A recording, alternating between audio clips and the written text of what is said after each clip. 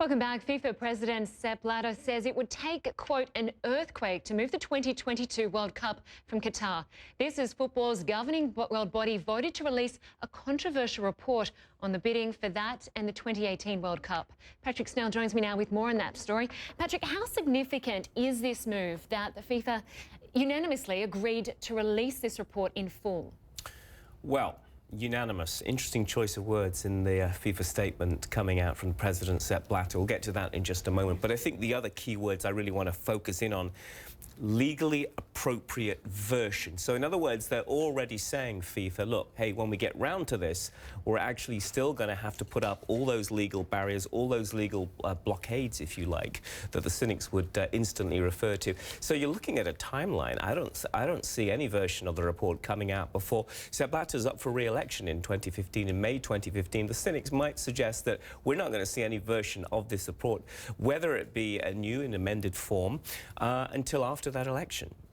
So on the surface, when this first developed, when this first broke just over 3 hours ago now, it looked like, you know, FIFA bowing to public pressure. That was my first take on it.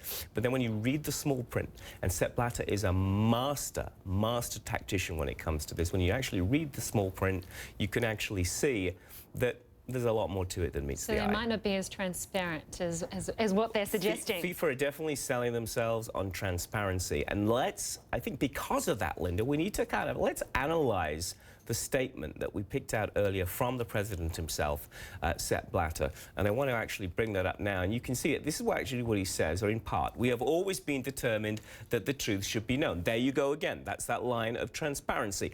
That is, after all, why we set up an independent ethics committee with an investigatory chamber that has all necessary means to undertake investigations on its own initiative. That's the quote from earlier. Now remember Sepp Blatter speaking at Marrakesh in Morocco, where the FIFA Club World Cup tournament's taking place. A tournament, by the way, that actually isn't getting too many headlines right now because of everything that's going on. And has there been any response from the report's author, Michael Garcia, who resigned after the summary of this report was released because he said it was taken out of context?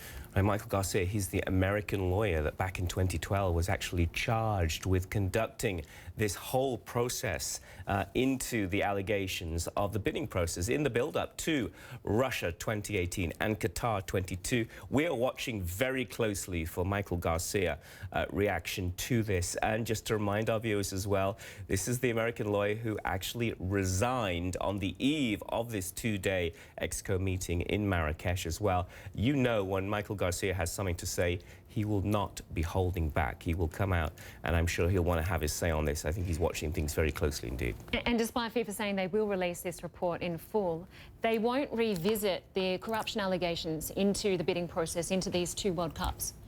It's been confirmed, FIFA making it absolutely carte blanche that this does not, and this is what I think the fans really care about, Lynda. They want to know, is the World Cup going to be moved away from Russia 2018? Is Qatar going to lose the World Cup in 2022? The answer is no. FIFA Blatter going Sepp Blatter going all out with those very strong words, basically saying it would take an earthquake for the World Cup to not take place in Qatar.